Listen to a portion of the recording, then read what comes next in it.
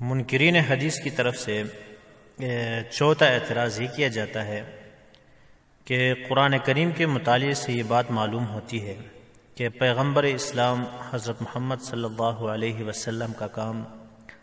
صرف قرآن پہنچانا ہے، باقی رہی اس کی تشریح، اس کی تفسیر، وہ امت اور مرکز ملت کے سپرد ہے۔ اور وہ حوالہ دیتے ہیں بعض آیات کا، مثلا ما علی الرسول الا البلاغ وما علیک الا البلاغ، کہ رسول کا کام صرف پہنچانا ہے۔ دوسری جگہ ارشاد ہے کہ اے میرے رسول، آپ کا کام جو ہے صرف پیغام رسانی اور پہنچانا ہے۔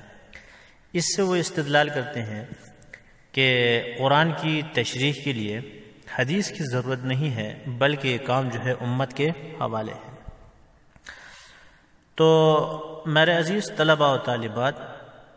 دراصل یہ ایک مغالطہ ہے، کیونکہ امت کی دو قسمیں ہیں۔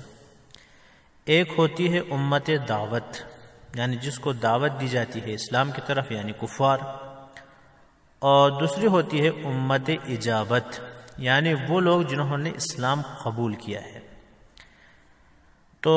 یہاں یہ بات ذہن میں رہے کہ اہل اسلام کے کفار کے مقابلے میں آپ کی حیثیت تو صرف پیغام رسانی کی ہے۔ چنانچہ جس آیت کا ہم نے تذکرہ کیا اور اس کے علاوہ دوسرے آیات کی سیاق و سباق میں غور کرنے سے بات معلوم ہوتی ہے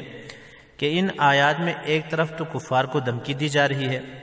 کہ ہمارے رسول کا کام صرف تبلیغ احکام کا تھا جو کر چکے ہیں، اور منوانا جو ہے وہ آپ کے ذمے نہیں ہے۔ وما انت علیہم لست علیہم بمسیطر وما انت علیہم بوکیل، لہٰذا اگر تم مانو گے تو آپ ہی کا اپنا فائدہ ہوگا، اور اگر نہ مانو گے تو تمہارا اپنا نقصان ہوگا۔ اور دوسری طرف ان آیات میں نبی اکرم صلی اللہ علیہ وسلم کو تسلی دی جا رہی ہے کہ آپ کا فریضہ محض تبلیغ تھا جو آپ نے ادا کیا، لہٰذا اب آپ کو مزید پریشان ہونے کی ضرورت نہیں کہ کفار نے کیوں نہیں مانا، آپ کا کام جو تھا وہ پہنچانا تھا۔ تو ان آیات کا تعلق جو ہے امت اجابت کی دعوت کے ساتھ ہے، اور جہاں تک اہل اسلام کا تعلق ہے امت اجابت، تو آپ مبلغ ہونے کے ساتھ مربی بھی ہیں، معلم کتاب بھی ہیں، مفسر قرآن بھی ہیں، شارح قرآن بھی ہیں، اور اسی طرح دوسرے جو ایک حساب سے آپ دیکھیں تو قاضی بھی ہیں، اور اسوہ حسنہ بھی ہیں، نور ہدایت بھی ہیں، داعی الی اللہ بھی ہیں، سراج منیر بھی ہیں۔ یہی تو وجہ ہے کہ قرآن کریم میں حضور صلی اللہ علیہ وآلہ وسلم کی مختلف شانیں بیان کی گئی ہیں۔ تو جس جگہ یہ آیت ہے کہ وما علیک الا البلاغ وما علی الرسول الا البلاغ، اسی قرآن میں یہ آیت بھی ہے کہ ویزکیہم، کہ حضرت محمد صلی اللہ علیہ وسلم اپنی امت کا تزکیہ کریں گے، ویعلمہم الکتاب والحکمہ، اور ان کو کتاب سکھائیں گے اور حکمت سکھائیں گے۔ لہذا خود قرآن کریم جب کہہ رہا ہے کہ آپ کا کام یہ ہے کہ آپ ان کو کتاب کی وضاحت کریں گے اور حکمت ان کو سکھائیں گے، دوسری جگہ ارشاد ہے لِتُبَيِّنَ لِلنَّاسِ، تاکہ تو بیان کرے قرآن کریم کو یہ لوگوں کے لیے، اور ایک اور جگہ ارشاد یُحِلُّ لَهُمُ الطَّيِّبَاتِ وَيُحَرِّمُ عَلَيْهِمُ الْخَبَائِثَ، ایک اور جگہ ارشاد مَن يُطِعِ الرَّسُولَ فَقَدْ أَطَاعَ اللَّهَ، کہ جو رسول کی اطاعت کرے گویا کہ اس نے اللہ کی کیا کی؟ اطاعت کی۔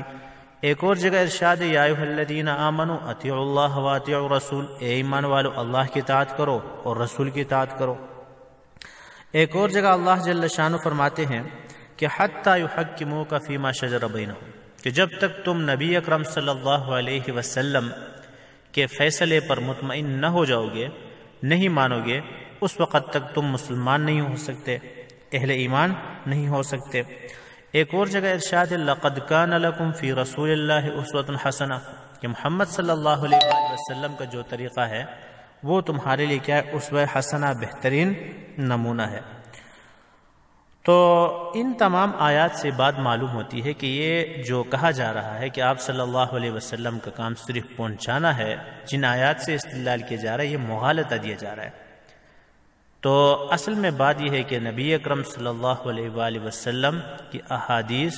خود قرآن کریم کی آیات سے بات معلوم ہوتی ہے کہ ان کا حکم، ان کا عمل جو ہے ہمارے لیے کیا ہے؟ واجب الاتباع ہے۔